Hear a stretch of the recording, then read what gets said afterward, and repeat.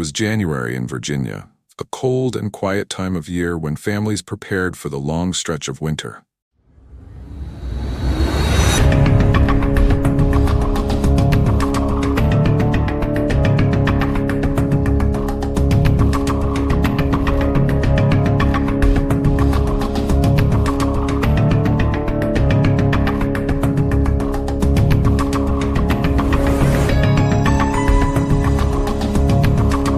But for one family in Williamsburg, January was also a time of celebration. Their daughter, Aonesty Selby, had just turned 18 years old on January 10, 2023. Her future seemed wide open. She was a senior at War Hill High School, with dreams of becoming a cosmetologist. She had recently moved from the Outer Banks to Williamsburg, looking forward to her adulthood with the same mixture of nerves and excitement that every teenager feels at the threshold of independence. But just one day after her birthday, everything changed. Within 72 hours, her life would end violently, and her family would be left to uncover the truth themselves by following the digital breadcrumbs she left behind. Aonesty's story is more than a case file. It is a haunting reminder of how fragile life can be, and how technology, determination, and love can intersect in the search for justice. On the night of January 11th, Aonesty made a series of choices that would later become crucial evidence in an investigation. She sent a $30 Cash App transfer to a young man she had recently started seeing, 21-year-old Darius McClelland. According to investigators, this was the beginning of her final hours. Shortly after, she booked an Uber ride to his apartment in Newport News. This digital receipt, like the Cash App payment before it, became part of the trail detectives would later piece together.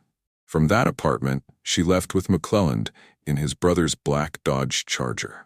What should have been an ordinary evening would instead spiral into something tragic.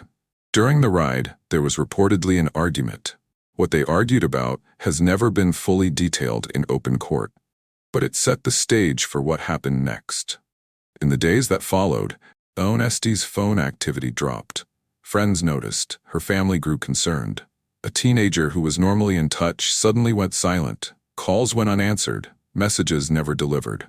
From January 11th through January 13th, Aonesty's phone location continued to register, though she herself wasn't responding. That digital ping, the kind of background data we rarely think about, was quietly recording the last place she had been. And it would soon become the most important clue in her disappearance. By the morning of January 13th, her family had grown desperate. They reported her missing to the Isle of Wight County Sheriff's Office. Deputies began to review the circumstances, but according to law enforcement, the case did not immediately qualify for an Ashanti alert, a federal system for endangered adults ages 18 to 64.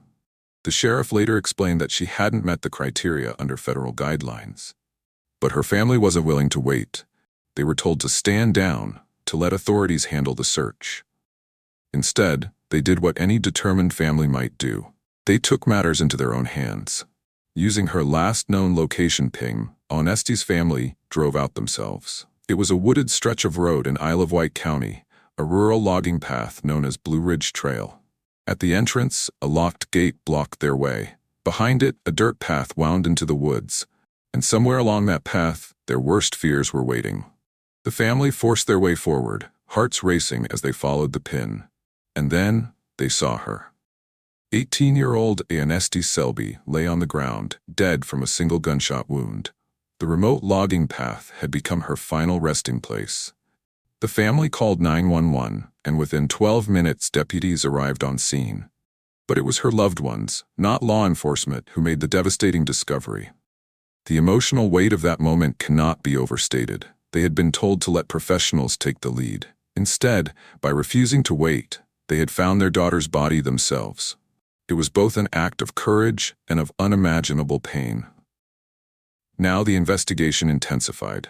Deputies secured the scene, and the digital trail began to tell its story. First, there was the Cash App transfer, the $30 payment to McClelland on January 11th. Then the Uber records, confirming her trip to his Newport News apartment. Witness accounts placed her leaving that apartment in his brother's Dodge Charger.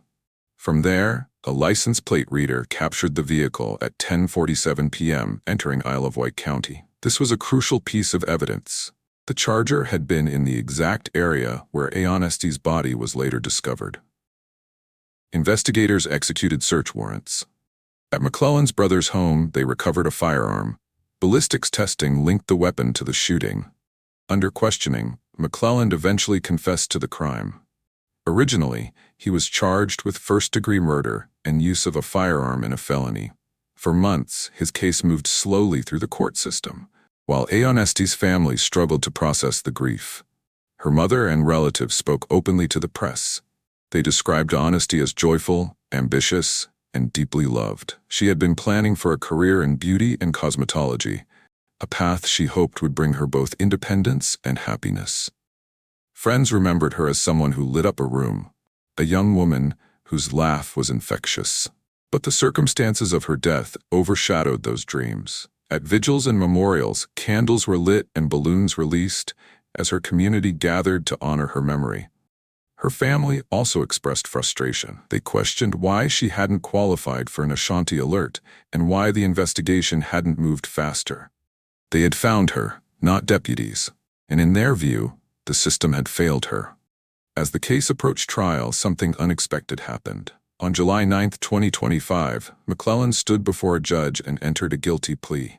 The charge was reduced to second-degree murder, along with use of a firearm.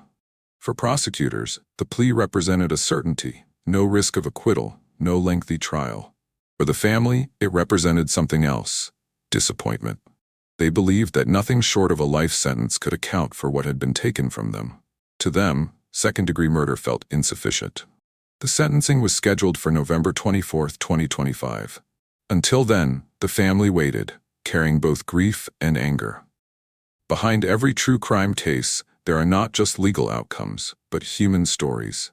In Aonesty's case, the investigation relied heavily on digital breadcrumbs, Cash App, Uber, location sharing, and license plate readers. Each piece of technology played a role in building the case. But it was her family's persistence, their refusal to wait, that ultimately revealed where she was. It raises hard questions about our systems. Should families have to become their own investigators? Should alert systems be reformed to better protect vulnerable young adults like Aonesty? These are the questions her case leaves behind. In the end, Aonesty is remembered not for how she died, but for how she lived. A daughter, a sister, a friend, a young woman with dreams of beauty school and a life still unfolding. Her final hours were pieced together by detectives, but her memory is held in the hearts of those who loved her most. As the court prepares to hand down sentencing, one question remains: does a second-degree plea deliver justice for a teenager whose life had only just begun? Before we close this story, I want to hear from you. Do you think the plea deal was fair, or do you believe Aonesty's family was right to demand more? Let me know your thoughts in the comments.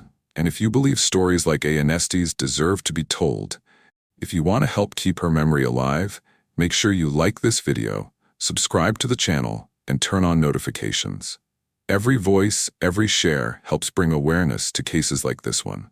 This has been the story of Aonesty Selby, an 18-year-old whose life was cut short, but whose legacy demands that we keep asking questions, keep seeking justice, and never look away.